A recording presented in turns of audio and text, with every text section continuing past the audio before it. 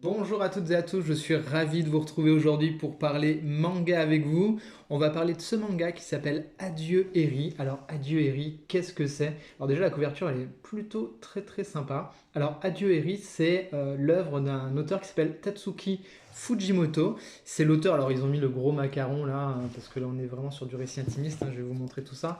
C'est l'auteur de Chainsaw Man, donc ça c'est un truc complètement what the fuck, complètement barré.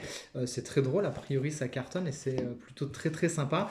Mais c'est un auteur qui a tendance également à aller explorer des choses d'un côté un petit peu plus réaliste entre guillemets, des choses qui explorent un petit peu plus la société. Et donc c'est plutôt intéressant. Donc j'avais lu ce titre-là déjà de lui qui s'appelle Look Back. Je vous en parlerai, dites-moi en commentaire si ça vous intéresse que je vous fasse une chronique de ce titre-là. Mais aujourd'hui du coup on parle de Adieu Eri qui vient de sortir. Alors c'est chez Crunchyroll, je crois que c'est ceux qui ont racheté Kazé ou un truc comme ça, ils avaient fait un petit peu scandale sur les réseaux. Ça vaut 7,29€ et on reviendra aussi sur ce prix-là. Alors, Adieu Eri, de quoi ça parle? Ça parle en fait d'une histoire d'un jeune homme dont la maman vient de découvrir qu'elle a une maladie incurable et elle lui demande de la filmer jusqu'à sa mort, jusqu'à la fin de sa vie. Et du coup, c'est cette histoire-là, donc de ce jeune homme qui va prendre son smartphone et qui va filmer tous les instants de sa vie, les derniers moments de sa maman. Et il va en tirer un film qui va présenter à son école. Et il va y avoir une très mauvaise réception de son film. Voilà, il va se prendre des huées, les gens vont dire que c'est complètement nul. Sauf une personne qui va venir le voir, une jeune fille, qui va venir le rencontrer, qui va lui dire, bah écoute, moi j'ai aimé ton travail et j'aimerais que tu fasses, qu'on regarde des films ensemble, que je t'apprenne comment faire un nouveau film.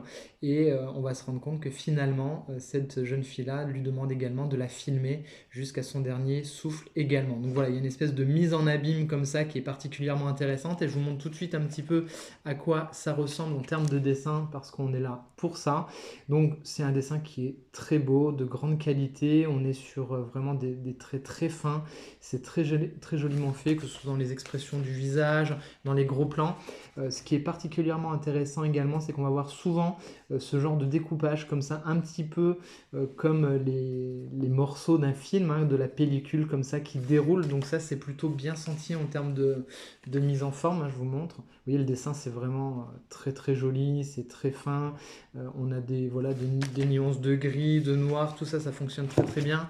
On va avoir des espèces de floutés également quand il est en train de filmer les séquences et des choses un petit peu plus carrées quand ça revient sur une narration. Donc on a une espèce de double lecture comme ça qui est particulièrement intéressante. Donc, je vous montre un petit peu le type de dessin. Donc voilà, il y a cette mise en abîme qui fonctionne très bien. Pour le coup, c'est une lecture qui se lit assez rapidement. C'est vraiment, je vais en dire, c'est un petit peu le défaut de ce manga, entre guillemets, si c'est un défaut, mais c'est quelque chose qui se lit très vite, parce que des fois, il n'y a pas de texte comme ça, il y a des grosses séquences où finalement, l'auteur vous laisse de la place à vous, lecteur, pour faire votre propre réflexion, votre propre foi, votre propre philosophie, parce que ça interroge forcément le rapport à la vie, le rapport à la mort. C'est aussi ça le cinéma, c'est pour ça qu'il y a voilà, une belle dualité entre le manga et puis le cinéma qui apparaît ici. C'est intéressant dans le sens où effectivement le cinéma c'est filmer la vie, filmer le mouvement, c'est un petit peu aussi ce qu'on demande à l'art en général, que ce soit la peinture, la danse, tout ça, ce sont des choses où c'est le mouvement qui est mis au centre comme le cinéma, parce que c'est bien le mouvement des êtres humains qui fait la vie, quand on n'est plus en mouvement, c'est que souvent on est un petit peu décédé.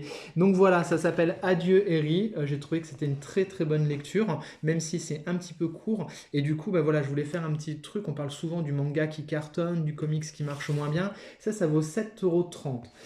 Ça vaut 9,90€. Ça s'appelle Fab Tome 1. C'est chez Urban Nomad. Urban Comics qui a sorti donc le format Nomad. Vous avez trouvé également du Y, le dernier homme, qui vaut 7,90€. Et donc, effectivement, aujourd'hui, je trouve que ça pose question sur, effectivement, la question du format, la question de la quantité à lire, la question effectivement aussi des marges chez les éditeurs, et je trouve ça un petit peu dommage que le comic soit toujours en retrait par rapport au manga, parce que aujourd'hui je trouve que cette collection chez Urban Nomad a tout son sens parce que effectivement on peut aimer la culture japonaise, mais je trouve que c'est vachement bien que Urban ait fait ça et que ça puisse permettre des passerelles entre les différents univers, et peut-être que des lecteurs de manga qui adorent Adieu Eri vont peut-être tomber sur du format Urban Nomad et se laisser tenter par des récits vraiment intéressants également dans le comics. En tout cas voilà, c'était petit truc de fin, j'avais envie de parler de ça.